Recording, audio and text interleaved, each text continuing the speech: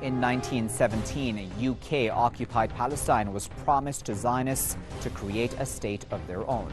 Palestine's Foreign Affairs Minister says a racist, colonialist mentality, quote, rationalized Britain's illegitimate gifting of another people's homeland to a third group and simultaneously disregarded the indigenous people's national identity and rights, end quote. Prime Minister May says she celebrates the Balfour Declaration's 100th anniversary with pride, while saying she understands Palestinian concerns. Join me, Waqar Rizvi, as we discuss the centennial of the Balfour Declaration.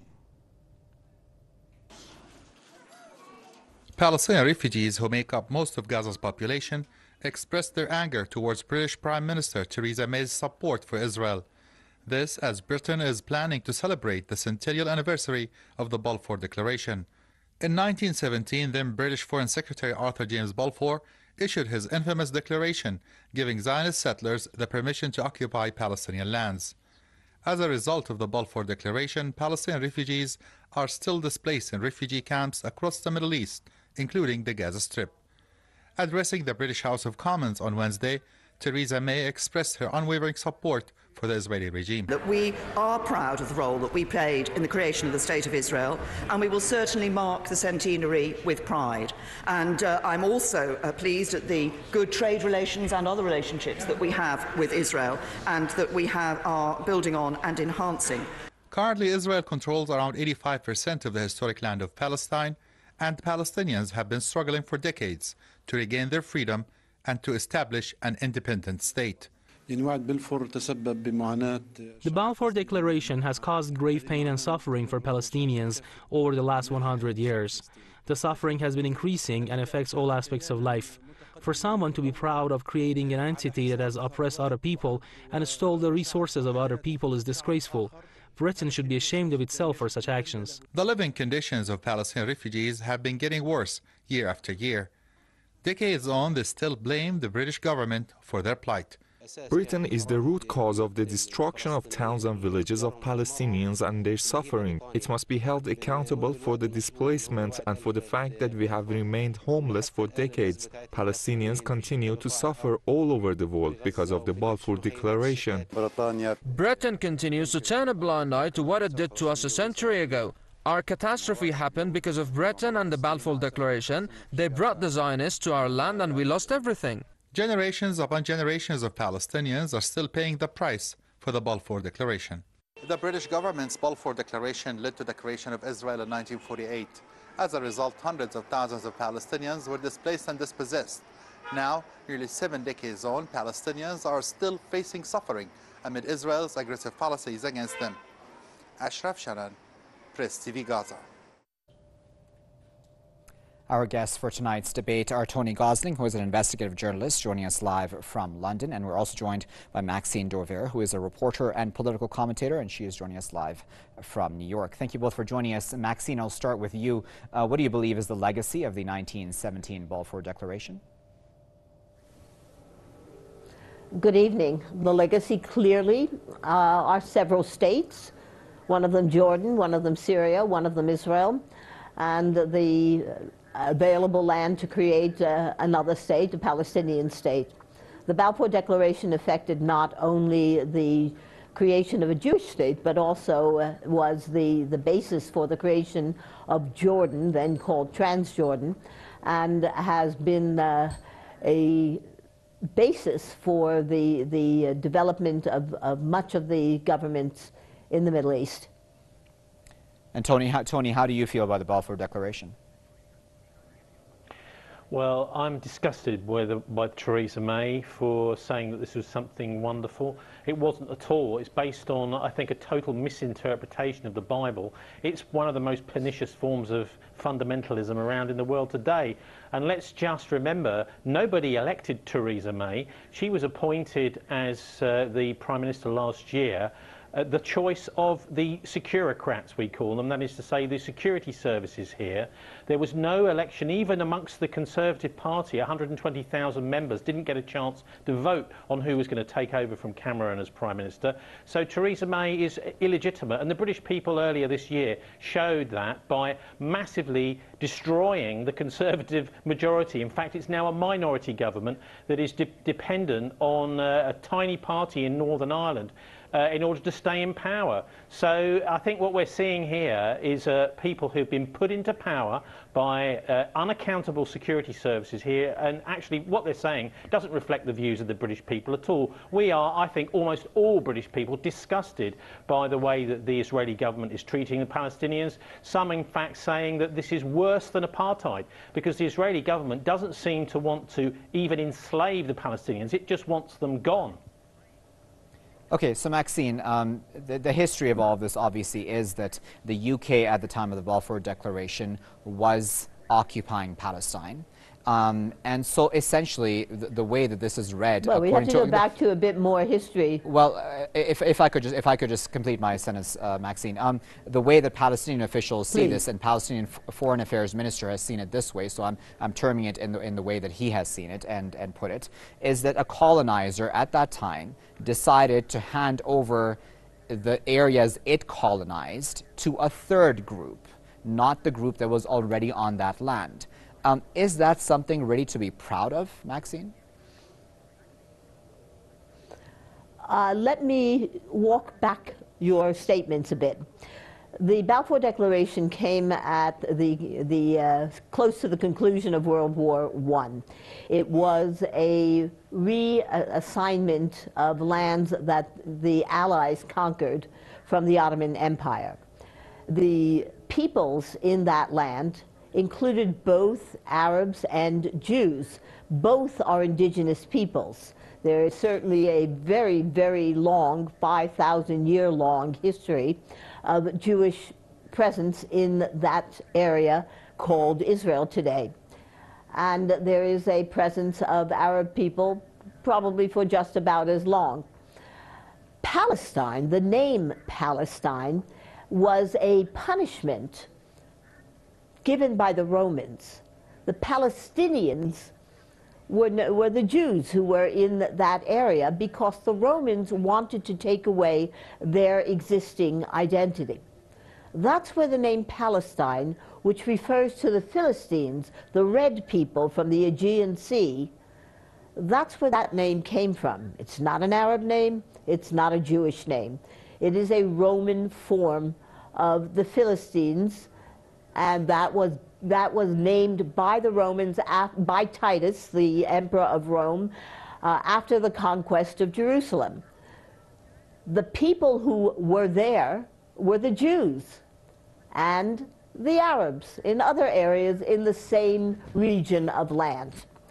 So when we look at indigenous peoples, we are obligated by history, by reality, by fact, to acknowledge that both people have claims to this area. There were some parts of the area that had more indigenous Jews, and some parts of the area that had more indigenous Arabs. What the Balfour Declaration did was acknowledge the national interests of both peoples in this area and sought to create a national home for both peoples. And it wasn't just the British who signed off on this. The French in 1918 added their support. The American Congress in 1922 added its support. So this is not a uniquely singular statement. This is a statement that was agreed to by the majority of nations in the Western world. Okay, so Tony, how do you feel about that? Jews and Muslims, Palestinians, if I may put it that, because the Palestinians are Christians as well, were living on this land. We're living on this land, Tony. So I'm wondering if we read it as Maxine has read the Balfour Declaration, where this should have resulted in states for both Arabs and Jews, why didn't it work out that way? Why is it that it just worked out in the sense of the Zionists essentially just taking over as much as they wanted? Well, let's just be clear about who is Jewish and who isn't. Actually, what we've got is a vast number of European Jews. All you need to do is look at the colour of the people's skin to see what's happened. These are the people mostly from the areas around Eastern Europe that have come to Israel. They're not the descendants of the people that used to be there. And with those people has come massive disharmony. You know, I mentioned Northern Ireland earlier, and it's absolutely relevant here because we've seen the British playing these tricks over the years in Northern Ireland too, in the days of the English Civil War and Oliver Cromwell, sending a whole load of people over there to settle and to colonise and to cause massive rifts which have led to many wars over the hundreds of thousands of deaths in Ireland. And actually, if you look back even further, Britain has been responsible for the poisoned children of planet Earth. That is to say, the United States of America, many people now look upon as the biggest problem on the planet, and Israel too. Effectively, a mass genocide which happened 400 years ago of Native Americans, the British instituted, and the same sort of thing has been going on, not so many people dead yet, in the Middle East by the Israelis. I think also the timing of Balfour is very important. Before the end of the First World War, back in 1917, some have even said that deals were done, and I don't think it should even be called the Balfour Declaration, really. It should be called the Walter Rothschild Declaration, because he was one of the major players, a very powerful London banker, behind it. And what many have said is that the declaration was used as a way to get the United States into the First World War behind Britain, because there was an impasse in World War I, and there was going to be possibly a peace treaty signed, and at that point the Zionists came along to the British and said, well, you can carry on the war and you can win. We'll get the Americans in on your side. Sign this piece of paper.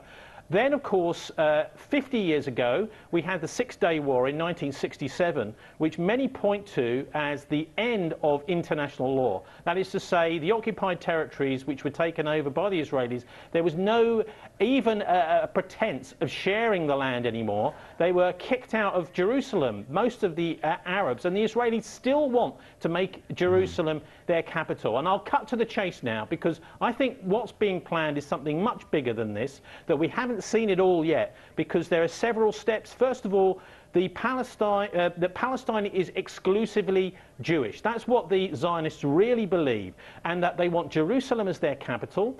They also want to see the temple rebuilt, that is to say the third temple, and ultimately that's going to mean the demolition of the Al-Aqsa Mosque, and potentially as well an apocalyptic war with Islam. Now these, I think, are the most dangerous fundamentalisms we're dealing with in the world today, and that's why we need, I think, international intervention to stop this conflict between the Israelis and the Arabs. Okay, so Maxine, you know, we can argue about the history, because obviously this is many of the Zionists would refer back to the Old Testament and would bring in religion into this, and we can argue about Old Testament versus Bible versus Quran forever, really. But I want to look at pride here, because Theresa May says she is proud of this.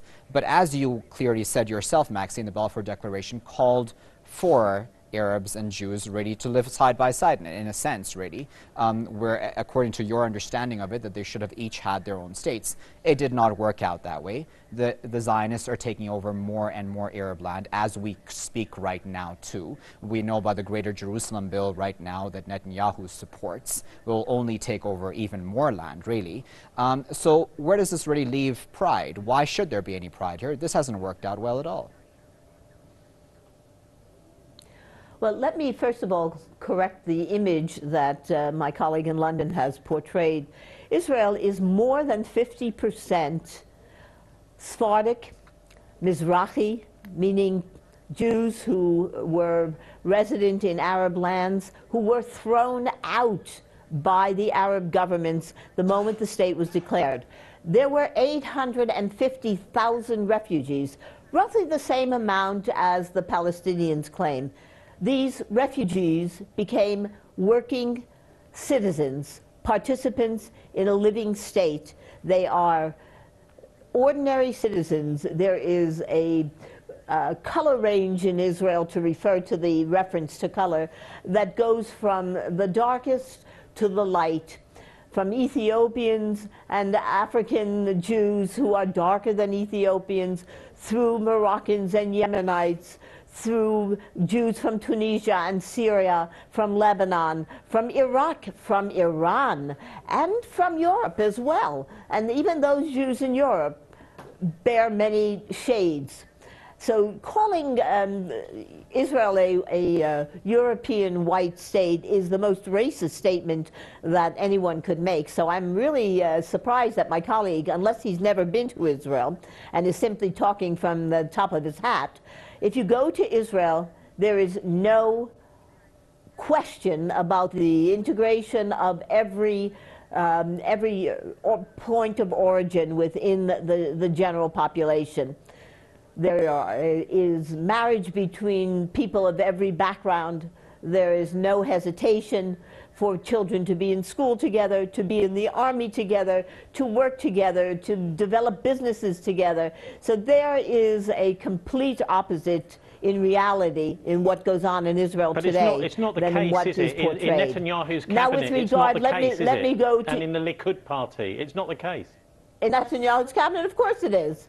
Excuse me, the Minister of Communications is Ayub Kara. Ayub Kara is a Druze. He's not pale European. And there are members of his cabinet who are Yemenite and from Moroccan. So your statement is completely without base and without merit. Let me refer to the question that you raised about Theresa May's pride.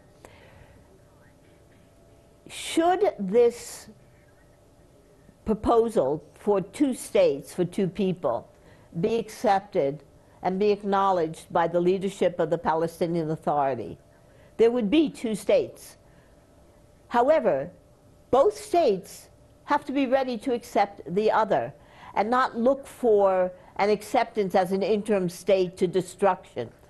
If Hamas and Hezbollah state in their own charters that their only purpose, or their major purpose, is the destruction of Israel, you can't establish neighborly, working together, because we are running out of time, Maxine, I do apologize, states. but I do want to get to my other questions. Tony, I wanted to ask you this because before coming on air, Tony, I saw a picture out of New York City, in fact, in front of Carnegie Hall, and the Jewish Defense League was protesting there, and essentially it held up signs saying "Level Gaza," holding the Israeli flag and holding a placard saying "Level Gaza." Just get rid of the whole thing, flatten it all. And I'm wondering, how does that then fit in with this ideology of the fact that, we are now going to be celebrating, quote unquote, according to Prime Minister May, the centennial of the Balfour Declaration? That ideology of these are the supporters of Israel in the United States, around the world, they want to level Gaza. What does that say? Well, there's only one way that they're going to be able to get away with this, and that's with the help of the corporate media, who seem to back the Israeli government and Netanyahu in a rather spooky religious fashion. Look, let's have a look at Gaza for a minute, shall we? 2008, Operation Cast Lead. 14 Israelis killed, 1,400 Palestinians killed. This was a military operation against civilians, and a 100-to-1 kill ratio. Now, this is the sort of thing that we've come to expect from the Israeli government. They have no compunction about this.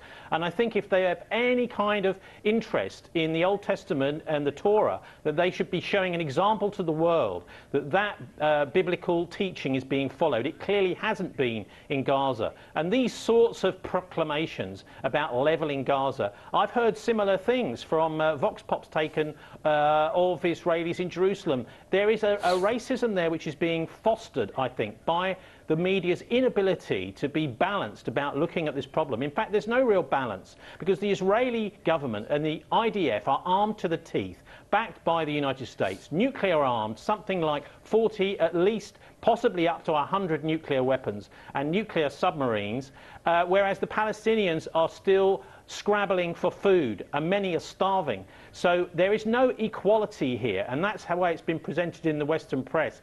Also, we've got this blueprint for action, which was put forward in 2005, by a guy called General Thomas Barnett, which is showing chaos across many parts of the world, including all of Africa. The United States has a military plan for most of the world, and a very important plan for the Middle East too, presented by Lieutenant Colonel Ralph Peters in 2006 in the Armed Forces Journal, which shows a route to Russia, so there could be a fighting up into Russia through the Caucasus. It shows a thing called the Free Kurdistan, which has caused a lot of problems with this Kurdish referendum. Free Baluchistan, a free Mecca, and Jordan being much bigger as a reward for being a client state for the West. So what we're seeing is the Americans, having taken over in the Second World War, have their own version of the Sykes-Picot Agreement from World War I. And they're saying, we are going to recreate the Middle East, and we're going to allow an expansion of the countries which we like Jordan and Israel. So that's what we'll be seeing, I think. Okay, because we're running out of time, I want to get both of your final comments.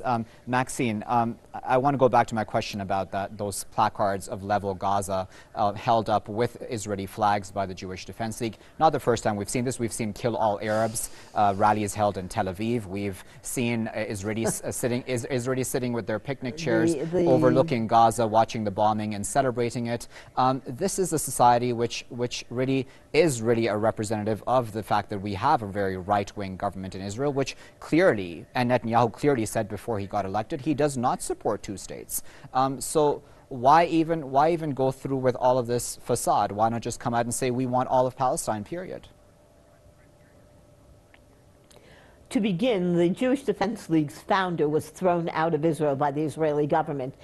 They and he did not represent and do not represent anything near the Israeli government's position. They are a fringe group.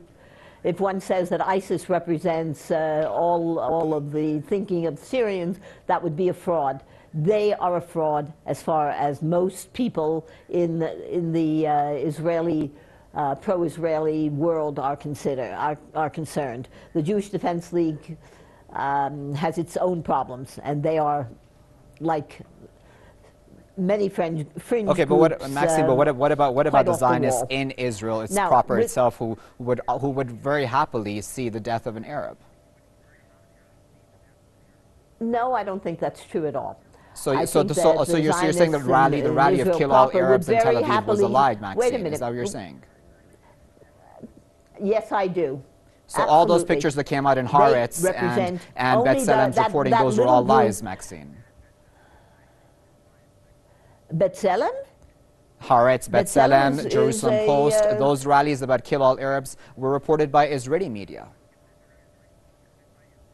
Well, they were reported. They don't represent the position of the government. They don't represent the position. But you just said that those were lies, Maxine. You said that never happened. You said that was a lie.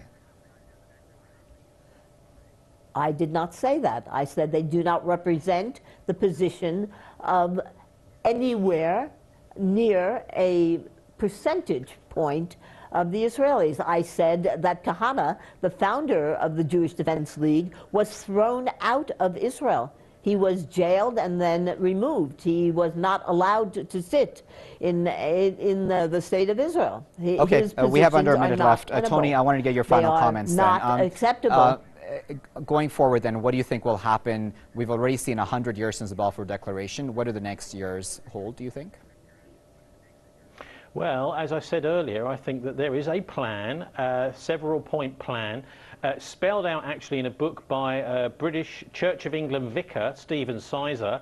Very easy to get hold of and read, but what they're planning is actually a takeover of Jerusalem, to make Jerusalem the capital. This is something we heard very early in Donald Trump's premiership. I mean, and let's look at some of the people who are going to be making the decisions. I'm talking about Boris Johnson, the British Foreign Secretary, and Donald Trump, the US President. Effectively, Trump is a puppet of the mafia. Have a look at his background. An excellent article by William Engdahl called "The Mafia Don with a Pompadour," all about Trump. And you'll find that New York City, one of the mafia there, Roy Cohen, who was a okay, lawyer, Tony, I do apologize for best doing this to you. pals. We'll have to continue this conversation at a later date, but of course we do appreciate both of your contributions to this discussion. That was Tony Gosling, investigative journalist, speaking to us live from London, and we were also joined by Maxine Dovere, reporter and political commentator, who had been speaking to us live from New York. And of course, viewers, we appreciate you joining us as well. Until next time, good night.